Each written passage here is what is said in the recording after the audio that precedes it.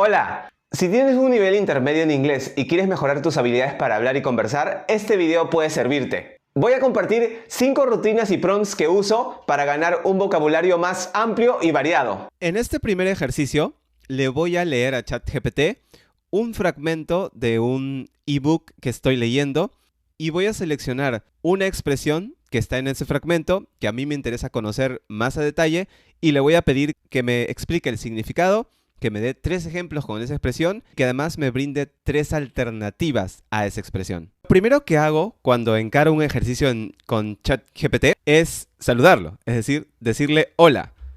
¿Por qué? Sobre todo porque intento saber si está funcionando ese día, que a veces sucede que no, que se atasca y no funciona.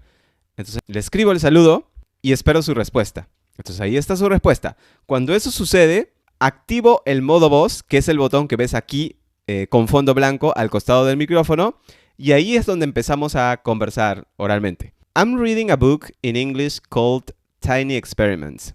I'm reading it in ebook format on my Kindle device. I'm going to read a passage aloud to you. From that passage, I'll highlight an expression that I want to understand and log into my memory so I can use it naturally in future conversations. Keep in mind that my level is somewhere between intermediate and advanced.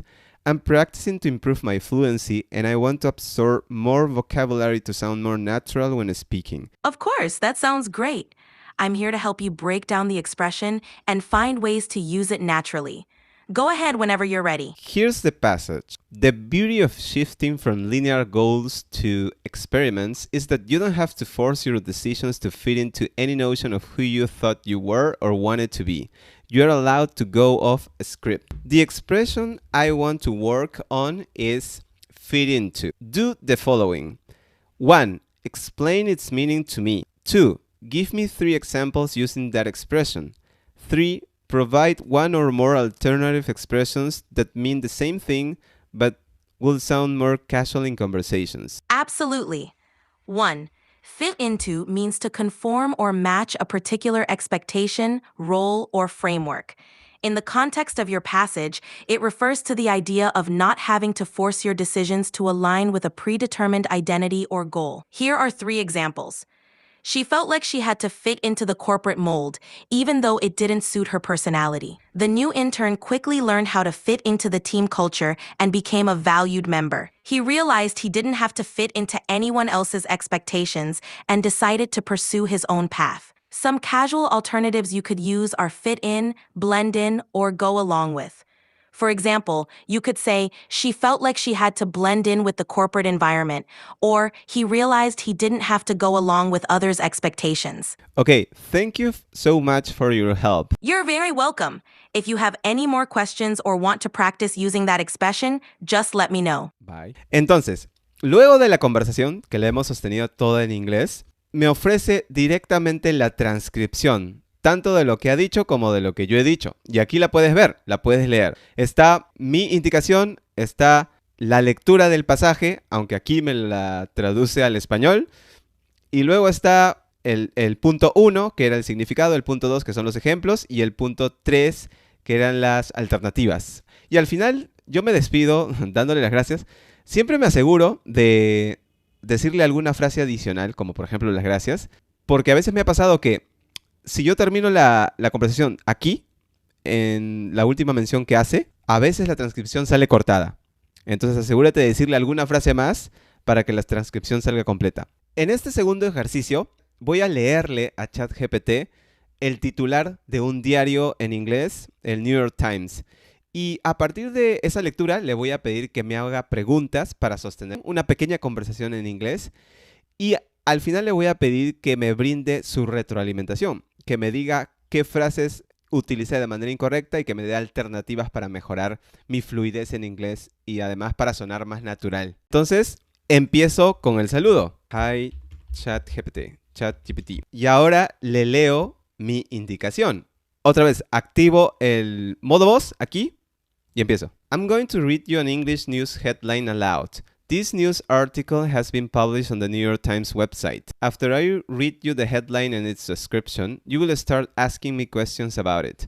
After each question, I will respond. The idea is for you and me to have a conversation starting from reading this headline.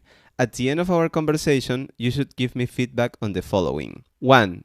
Point out the expressions or phrases that I used incorrectly. Tell me which ones they are. 2. Suggest alternatives to these expressions or phrases. These alternatives should be natural phrases or expressions that a native speaker will use. Remember that we should have the conversation in English from the moment I read you the headline, okay? Sounds like a plan. I'm ready whenever you are. Go ahead and read me the headline and description, and we'll dive into the conversation from there. Okay, this is the headline. They kissed when the Eagles won. Then they got to know each other. Shamus Clancy and Ashley Sutter were strangers when they met at a Super Bowl championship parade to recreate a famous photo. They were brought together by a viral tweet and a bold suggestion. That's quite a unique story. So, what do you think about how they ended up meeting? Okay, this is a love story of two people who met by the power of social media and their love for sport. Yeah, it's fascinating how a random moment and social media can spark a connection like that. Do you think their shared love for sports helped them bond even more after that first meeting? Yeah, because usually when we share interests with another person, it connects us even more. Absolutely. Shared interests can really strengthen a bond. And meeting in such a memorable way probably made their connection feel even more special. Do you think these kinds of spontaneous connections are becoming more common because of social media? Yes, of course. The fact that most of the people use social media today makes us more connected to the world, so these random encounters could happen anytime. Exactly. Social media definitely makes the world feel smaller and more interconnected. It's interesting to see how these chance moments can lead to meaningful relationships. Is there anything else about this story that stands out to you? Okay, we can finish the conversation here. All right, let's go over some feedback. 1. You said the fact that most of the people use social media today makes us more connected to the world. A more natural way to say this would be, since so many people use social media today, we're more connected globally. 2. Instead of these random encounters could happen anytime, you could say, these chance encounters can happen anytime. Overall, you did great. You expressed your thoughts clearly and naturally. Keep it up. Thank you very much, my friend. You're very welcome. Anytime. Bye. Bye. Have a great one. Entonces, ya terminé la conversación y puedo ver otra vez la transcripción de todo lo que hemos hablado aquí. En este ejercicio voy a explicarle a ChatGPT un problema que he identificado en mi ciudad o en la zona donde vivo. Y este discurso se lo voy a decir y transmitir en español. Voy a poner la situación de que necesito traducir este discurso al inglés y necesito que sea un discurso que voy a pronunciar frente a autoridades extranjeras. Entonces le voy a pedir que me dé la traducción y que me dé algunas sugerencias de frases y expresiones útiles en inglés y que este discurso suene medianamente formal sin sonar muy pretencioso. Empiezo la conversación y ahora activo el modo voz. I'm going to tell you about a problem I've identified in the streets of my city. I'll explain it to you in Spanish first. I need to explain it to foreign authorities who will be inspecting certain areas of my city, ¿ok? Claro, cuéntame el problema y te ayudo a explicarlo en inglés de manera natural. Estoy listo para escuchar. Sucede que en la urbanización donde vivo, cerca de mi casa, hay un semáforo que tiene un contador muy limitado. Solo dura 10 segundos y este semáforo está ubicado en una pista muy larga que la gente tiene que cruzar y para lo cual requiere muchos más minutos. Esto está generando problemas en el tráfico, discusiones entre las personas y potenciales riesgos de accidentes. Now, provide the translation to English and suggest a list of 5 phrases, expressions, verbs, and other words that I can use when speaking with them. When you provide this list, explain their meaning and give me an example for each one. Remember that this vocabulary should be somewhat formal without becoming academic or overly pretentious. Perfecto, aquí va la traducción. Tell me in English, please. Of course. Here's the translation. In the neighborhood where I live, There's a traffic light near my house with a very short timer. It only lasts 10 seconds. This traffic light is located on a very long road that people need to cross, and it requires much more time. This is causing traffic issues, arguments among people, and potential accident risks. And here are 5 useful phrases or expressions you can use when speaking with the foreign authorities. Limited signal duration. This phrase refers to the short time the traffic light stays green. Example: the limited signal duration is only 10 seconds, which is insufficient for pedestrians to cross safely. Pedestrian safety concerns. This emphasizes the risk to people crossing the road. Example: there are significant pedestrian safety concerns due to the short crossing time. Traffic congestion refers to the buildup of vehicles and delays caused by the short signal. Example: the short timer is contributing to traffic congestion and delays on the road. Increased accident risk highlights the potential for accidents due to the short signal. Example: this situation is increasing the accident risk for both drivers and pedestrians. Adjustment recommendation, suggesting a change or improvement. Example: we recommend adjusting the traffic light duration to enhance pedestrian safety and reduce congestion. Let me know if this helps or if you'd like more details on any of these. Okay, thank you very much for your help. You're very welcome. If you need any more help or practice, just let me know. Good luck with everything. Muy bien, entonces, me ofrece otra vez aquí la transcripción directa de nuestra conversación y está todo, están sus recomendaciones, está la traducción de todo el fragmento o las 5 expresiones que le pedí. Hay un detalle muy interesante y curioso. Como yo le he leído el problema en español, es decir, he leído un fragmento entero en español, automáticamente se ha puesto en modo acento hispanohablante. Porque has podido notar que cuando empieza a responderme la retroalimentación en inglés, su pronunciación, su acento, suena como un hispanohablante hablando inglés a veces, y además pronuncia de manera incorrecta algunas palabras. Es decir, no lo hace con el acento nativo, ni con la exactitud en la pronunciación como lo ha hecho en los 2 anteriores ejemplos en donde toda mi indicación fue en inglés, ¿no? Esto es lo que pasa, me he dado cuenta muchas veces en muchos ejercicios. Cuando introduzco algo en español completamente, asimila o responde con acento hispano. Es algo a notar. En este ejercicio voy a darle una lista de 3 expresiones o frases que he escuchado en un audio o que he leído en algún libro o en un artículo. Y voy a crear una historia pequeña y le voy a pedir que me dé su retroalimentación sobre la historia que he creado. Activo la conversación, empiezo el modo voz. I'm going to show you a list of expressions and phrases that I've heard in English audio or read in some text.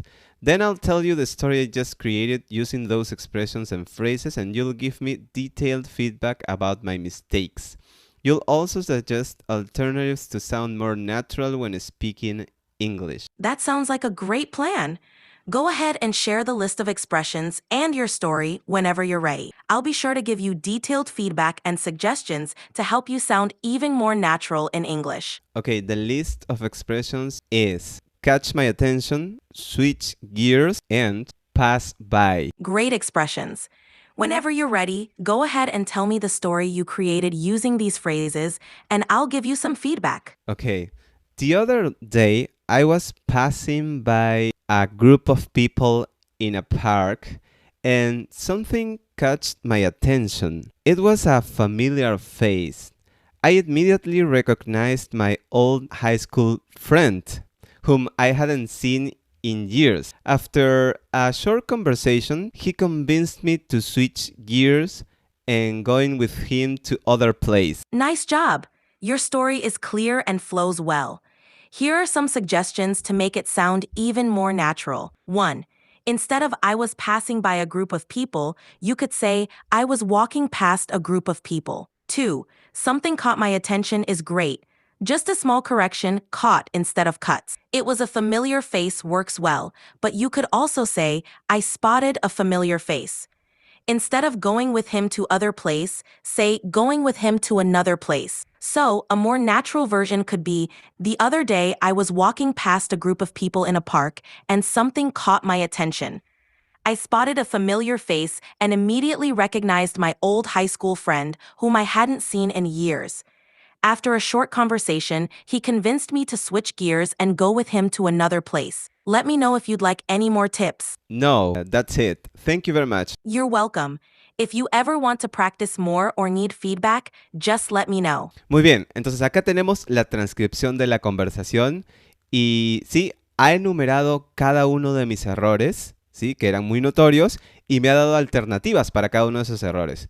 Y además ha hecho una nueva versión de todo lo que yo dije en inglés, obviamente, ¿no? Entonces me sirve tanto por su retroalimentación detallada de las frases como por todo el discurso. En este ejercicio voy a proponerle a ChatGPT que iniciemos un pequeño debate. Le voy a decir que me proponga 3 temas controversiales y a partir de él vamos a elegir uno y vamos a sostener una conversación, una discusión en la que yo asuma una posición y ChatGPT asuma la posición contraria. Luego, que me dé una retroalimentación sobre todo lo que yo dije. Empiezo la conversación siempre así para activar a ChatGPT. Y ahora voy con el modo voz. I want to practice English through a debate where you and I take opposing positions. To do this, first propose 3 controversial topics. I will choose the topic. From there, we'll start the debate in English. At the beginning, I'll announce my position so you know you should take the opposite stance. Great idea. Here are 3 controversial topics we could debate. 1. Universal basic income. Should every citizen receive a guaranteed basic income from the government? Artificial intelligence in education. Should AI tools be integrated into classrooms, potentially replacing some teaching roles? Social media regulation. Should governments impose stricter regulations on social media platforms to combat misinformation and protect privacy? Let me know which one you'd like to debate. Okay, I choose artificial intelligence and education, the second one.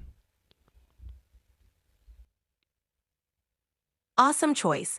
So go ahead and announce your position on AI in education, and I'll take the opposite stance. Okay, I support the use of AI tools in education. Great. I'll argue against the integration of AI tools in education.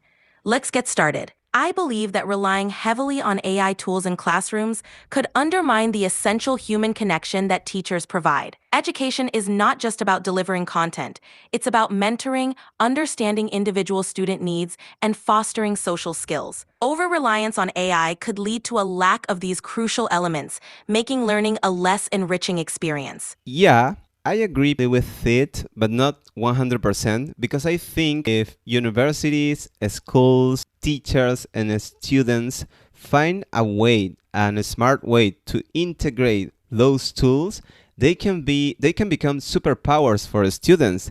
These tools don't have to replace students or teachers.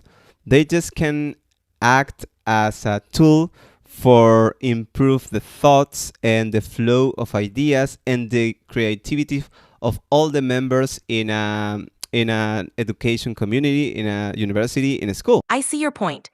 However, even if AI tools are used to enhance the educational experience, there's a risk that students and educators might become overly dependent on technology. This could diminish critical thinking and problem-solving skills that come from navigating challenges without digital assistance. Plus, there are concerns about data privacy and the potential for bias in AI algorithms, which could negatively impact students. Yeah, you have a good point there, but I think, this is just the beginning, and what I consider is that policymakers, authorities, and education members have to work together to come up with ideas to prevent these problems from happening in the future, and to start using these technologies in the best way possible. That's a fair perspective.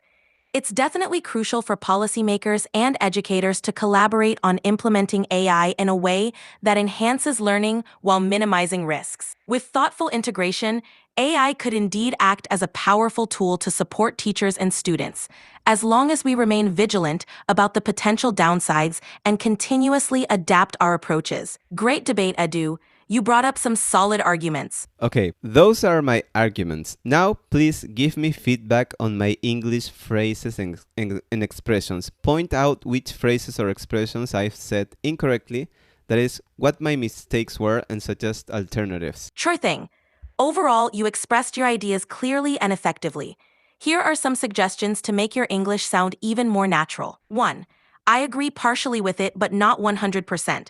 Alternative, I partially agree with that, but not completely. What I consider is that policymakers, authorities, and education members have to work together. Alternative, I believe policymakers, authorities, and educators need to collaborate to come up with solutions that prevent these problems in the future and to start using these technologies in the best possible way. You did a fantastic job articulating your points. Keep it up. Okay, thank you very much, my friend. You're very welcome. Anytime, my friend. Let me know if you want to practice more or if there's anything else I can help with. No, bye bye. Entonces, aquí tenemos la transcripción de toda esta conversación. Ha sido un pequeño debate y, bueno, lo que ha hecho es ofrecerme alternativas a las frases o expresiones que usé de manera incorrecta y sobre todo le pedí que me ofrezca frases y expresiones para sonar más natural. Me ha señalado 3 puntos de mi discurso, ¿sí? Entonces esto me sirve mucho para darme cuenta de cuáles son mis errores porque los menciona, es decir, los vuelve a leer y además cuál podría ser una alternativa correcta y natural para usar en mi inglés hablado.